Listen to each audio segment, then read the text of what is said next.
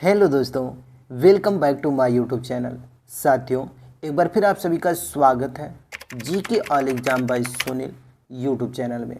साथियों, आज इस वीडियो में हम कवर करेंगे भारतीय रेलवे परीक्षा 2025-26 प्रश्न पत्रिका 39 सामान्य ज्ञान से रिलेटेड टॉप 30 क्वेश्चन आंसर जो आपके आने वाले एग्ज़ाम के लिए मोस्ट इम्पोर्टेंट होने वाला है।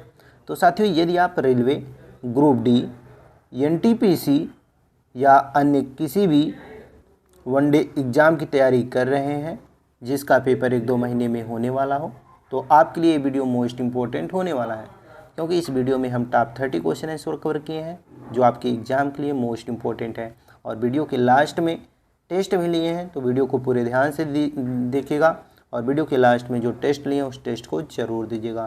तो चलिए बिना लेट के शुरू करते हैं और आज का जो पहला क्वेश्चन है उसे देखते हैं। तो साथियों, आज का आपका पहला क्वेश्चन है, गांधी इरविन समझौता पर हस्ताक्षर कब हुआ था? यानी कि साथियों, गांधी इरविन समझौता पर हस्ताक्षर कब हुआ था?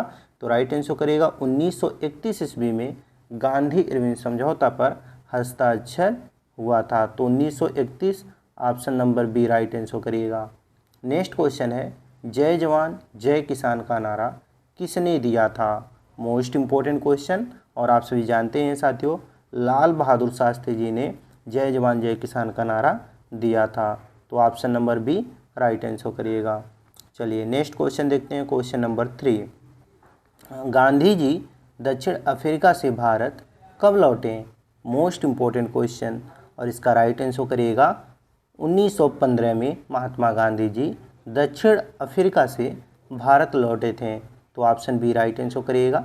इम्पोर्टेंट पॉइंट देखिएगा, गांधी जी दक्षिण अफ्रीका से 21 वर्ष के बाद 1915 में भारत लौटे थे, जिन्होंने दक्षिण अफ्रीका में भी रंग भेद व नस्ल भेद का विरोध किया था।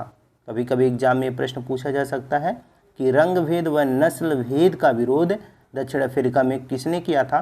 तो बताइएगा महात्मा गांधी जी ने। चलिए नेक्स्ट क्वेश्चन देखते हैं, क्वेश्चन नंबर 4। प्रागैतिहासिक काल का अर्थ क्या है? मोस्ट इम्पोर्टेंट क्वेश्चन, और इस क्वेश्चन का राइट आंसर करिएगा। यानी कि प्रागैतिहासिक काल का अर्थ होता है वह समय जिसका कोई ऐतिहासिक लिखित ब्यौरा ना हो। यानी कि ऑप्शन नंबर बी इसका भी राइट आंसर होगा। चलिए नेक्स्ट क्वेश्चन देखते हैं, क्वेश्चन नंबर 5। भारतीय राष्ट्रीय कांग्रेस के संस्थापक कौन थे? मोस्ट इम्पोर्टेंट क्वेश्चन, और इसका राइट आंसर करिएगा साथियों A.O. ह्यूम। A.O. ह्यूम जो थे साथियों, वो भारतीय राष्ट्रीय कांग्रेस के संस्थापक थे। यहाँ पर इम्पोर्टेंट पॉइंट है साथियों, भारतीय राष्ट्रीय कांग्रेस की स्थापना 28 दिसंबर 1885 को A.O. ह्यूम द्वारा मुंबई में की गई थी, जिसके प्रथम अधिवेशन की अध्यक्षता W.C. बनर्जी द्वारा की गई, जिसमें 72 प्रतिनिधि शामिल हुए थे। तो इस चीज़ को आप याद रखिएगा। नेक्स्ट क्वेश्चन है आपका, भारत के पश्चिमी तट पर स्थित राज्य जिसकी तटरेखा सबसे लंबी है वह कौन सा राज्य है? तो देखिएगा, भारत के पश्चिमी तट पर जो राज्य स्थित है वो है गुजरात। तो आपका राइट आंसर क्या होगा? गुजरात, जो कि सबसे लंबी तटरेखा वाला राज्य है। यहाँ पर नोट है, यानी कि भारत की सबसे लंबी पश्चिमी तट रेखा वाला जो राज्य है वो गुजरात है, और जबकि सबसे कम तट रेखी वाला राज्य गोवा है। तो इसको आप ध्यान रखिएगा। चलिए नेक्स्ट क्वेश्चन देखते हैं, क्वेश्चन नंबर 7। भूकंप से संबंधित अध्ययन क्या कहलाता है? वेरी वेरी इंपॉर्टेंट क्वेश्चन, और इसका राइट आंसर करिएगा सिस्मोलॉजी। भूकंप से संबंधित अध्ययन को सिस्मोलॉजी कहा जाता है। नोट करिएगा, यहाँ पर देखिएगा सिस्मोग्राफ जो होता है साथियों, वो भूकंपीय तरंगों का अध्ययन करता है, जबकि सिस्मोलॉजी जो होता है वो भूकंप के बारे में अध्ययन करता है। तो इसके आप कंफ्यूज इसमें बिल्कुल मत होइएगा, इसलिए आप इसको नोट कर लीजिएगा। नेक्स्ट क्वेश्चन है, निम्नलिखित में से कौन सी झील क्षुद्र ग्रह टक्कर के कारण बनती है? तो इसका राइट आंसर करिएगा लोनार झील। यानी कि लोनार झील जो है वो क्षुद्र ग्रह टक्कर के कारण बनती है। ये नोट है, लोनार झील का निर्माण क्षुद्रग्रह टक्कर के कारण हुआ है, जो एक खारे पानी का झील है। यह झील महाराष्ट्र राज्य के बुलगाड़ा जिले में स्थित है, तो इसको आप ध्यान रखिएगा। चलिए नेक्स्ट क्वेश्चन देखते हैं, क्वेश्चन नंबर 9। भारत में स्वर्ण का सर्वाधिक उत्पादन किस राज्य में होता है? वेरी वेरी इंपॉर्टेंट क्वेश्चन, और इसका राइट आंसर करिएगा साथियों कर्नाटक, यानी कि option number B right answer होगा। नोट करिएगा, संपूर्ण भारत में स्वर्ण यानी कि सोना का उत्पादन का जो प्रथम स्थान है वो है कर्नाटक। कर्नाटक में 99% के साथ, जबकि द्वितीय स्थान पर है आंध्र प्रदेश। तो इसको आप ध्यान रखिएगा, कर्नाटक आपका राइट आंसर होगा। नेक्स्ट क्वेश्चन है क्वेश्चन नंबर 10। देखिएगा, डोडो, डोडो क्या है? तो डोडो एक प्रकार का साथियों लुप्त पक्षी है। Option number C right answer करिएगा।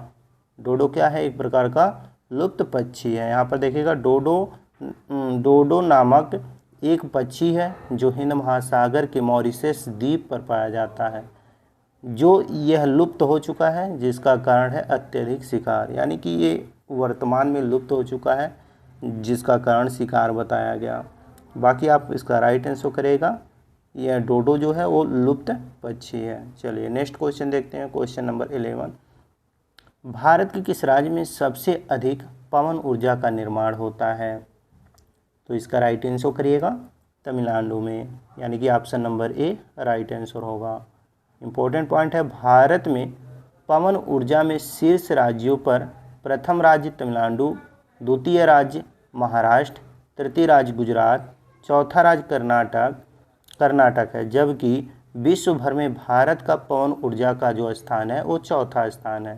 तो इसको आप लोग जरूर नोट कर लीजिएगा, क्योंकि कभी कभी एग्जाम में ये प्रश्न पूछा जा सकता है कि विश्व भर में पवन ऊर्जा में भारत का कौन सा स्थान है, तो चौथा स्थान है, ये बताइएगा। चलिए नेक्स्ट क्वेश्चन करते हैं, कपास प्रौद्योगिकी पर अनुसंधान के लिए केंद्रीय संस्था कहाँ स्थित है? तो इसका राइट आंसर करिएगा, कहाँ पर है? नागपुर में है, यानी कि ऑप्शन नंबर बी आपका क्या होगा? राइट आंसर होगा। नोट करिएगा, केंद्रीय कृषि मंत्रालय के अधीन महाराष्ट्र के नागपुर में कपास प्रौद्योगिकी अनुसंधान केंद्र स्थापित किया गया है। तो नागपुर आपका राइट आंसर होगा, ऑप्शन नंबर बी। चलिए नेक्स्ट क्वेश्चन देखते हैं, क्वेश्चन नंबर 30। लोकसभा का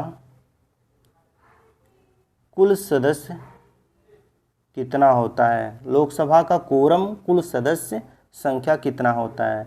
तो लोकसभा का कोरम कुल सदस्यों का संख्या 1/10 होता है। Option number D right answer करिएगा। यहाँ पर देखिएगा, कोरम से तात्पर्य वह न्यूनतम सदस्य संख्या जिसे सदन की कार्रवाई चल सकती है हो, तो उसे लोकसभा में गणपूर्ति की संख्या का कुल सदस्यों का 1/10 भाग होना अनिवार्य है। इस चीज़ को आप ध्यान रखिएगा। नेक्स्ट क्वेश्चन है, भारत के सर्वोच्च न्यायालय के मुख्य न्यायाधीश कौन हैं? तो देखिएगा, वर्तमान में भारत के सर्वोच्च न्यायालय के मुख्य न्यायाधीश हैं न्यायमूर्ति Sanjiv Khanna. Option number C right answer करिएगा। इससे पहले यहाँ पर देखिएगा, वर्तमान में सर्वोच्च न्यायालय के 91 मुख्य न्यायाधीश हैं संजीव खन्ना। इनसे पहले 50वें मुख्य न्यायाधीश थे DY चंद्रचूड़, तो इसको आप ध्यान रखिएगा। चलिए नेक्स्ट क्वेश्चन देखते हैं, क्वेश्चन नंबर 15। भारत में सर्वप्रथम 2 अक्टूबर 1959 को पंचायती राज व्यवस्था कहाँ से प्रारंभ हुआ?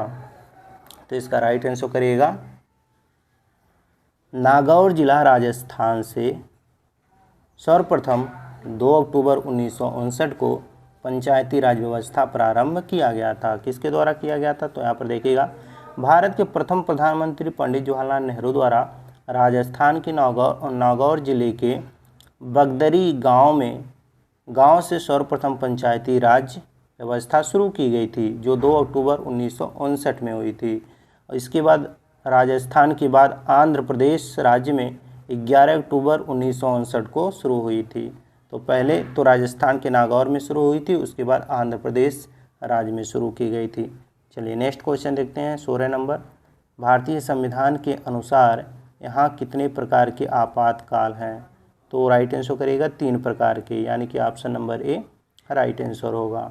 यहाँ पर आप अगर ध्यान से पढ़ना चाहें तो यहाँ पर देखिएगा, भारतीय संविधान के भाग 18 में 3 प्रकार के आपातकाल का प्रावधान है, जिसमें अनुच्छेद 352 में राष्ट्रपति आपातकाल है और अनुच्छेद 356 में राष्ट्रपति शासन तथा अनुच्छेद 360 में वित्तीय आपातकाल का प्रावधान है। तो इस पॉइंट को आप जरूर नोट कर लीजिएगा। चलिए नेक्स्ट क्वेश्चन देखते हैं, क्वेश्चन नंबर 17। भारत के संविधान में कुल कितने भाग हैं? तो नोट करिएगा 22, यानी कि ऑप्शन नंबर डी आपका राइट आंसर होगा। नोट करिएगा, भारत का संपूर्ण संविधान 26 जनवरी 1950 को लागू हुआ। उस समय संविधान में 22 भाग और 8 अनुसूचियाँ व 395 अनुच्छेद थे। इसको आप ध्यान रखिएगा। आपको बताना है कि वर्तमान में संविधान में कुल कितने भाग हैं। नीचे कमेंट में आप ज़रूर बताइएगा। नेक्स्ट क्वेश्चन है, अखिल भारतीय सेवाओं की नियुक्ति कौन करता है? तो साथियों, अखिल भारतीय सेवाओं की नियुक्ति की बात अगर हम करें तो राष्ट्रपति द्वारा किया जाता है। तो option number D right answer करिएगा। चलिए नेक्स्ट क्वेश्चन देखते हैं, क्वेश्चन नंबर 19।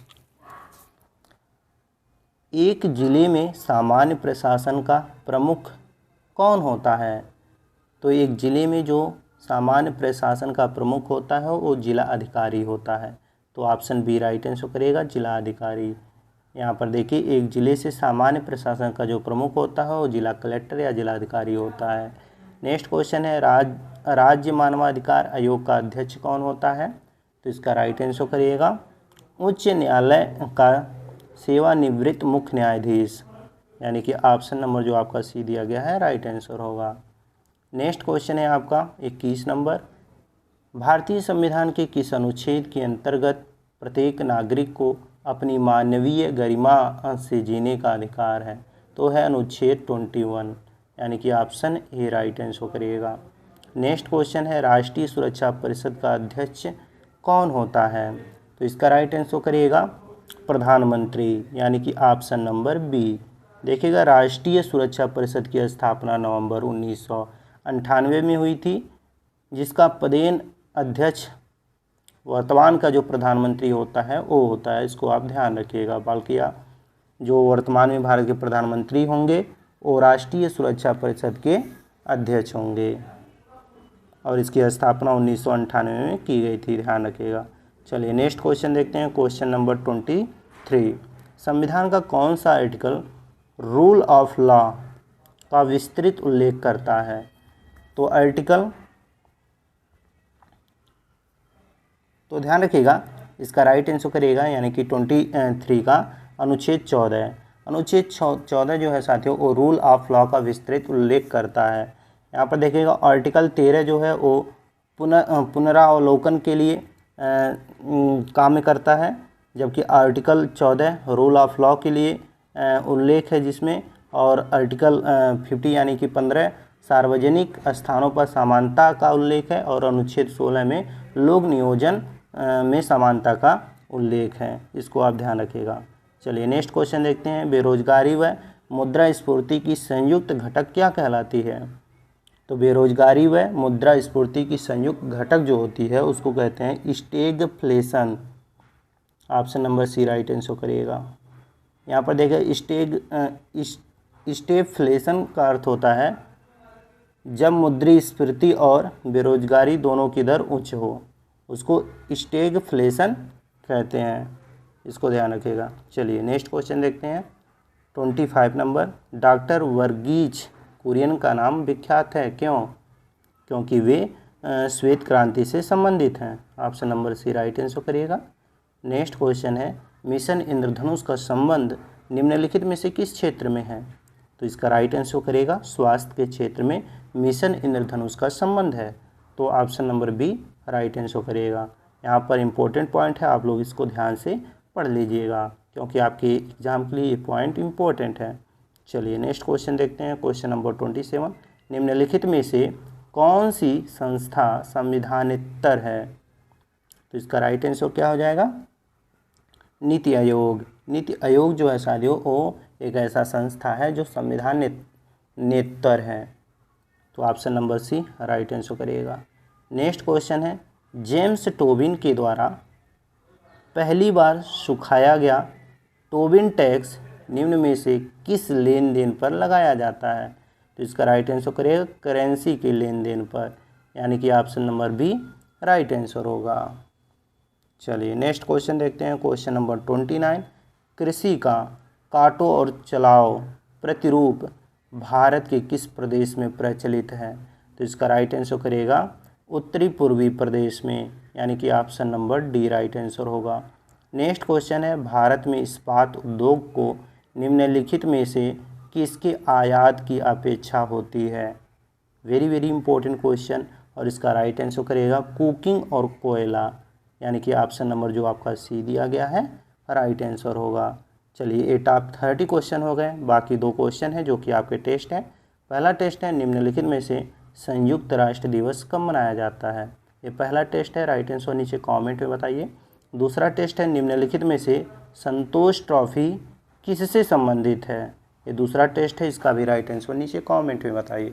उम्मीद करता हूँ आप लोग अपना टेस्ट जरूर देंगे। बाकी यदि आपको PDF की आवश्यकता हो तो यहाँ पर जो नंबर आपको दिख रहा है इस पर आप व्हाट्सएप कर सकते हैं और वहाँ से रिप्लाई आपको दिया जाएगा, वहाँ से आप अपना PDF परचेज कर लीजिएगा। और आप लोगों को यदि ये वीडियो हेल्पफुल लगा हो तो अपने अन्य साथियों के पास शेयर जरूर करें, और चैनल पर पहली बार आए हो तो चैनल को सब्सक्राइब करके बेल आइकन को ऑन कर लें। चलिए इसी के साथ मिलते हैं नई वीडियो में, तब तक के लिए जय हिंद।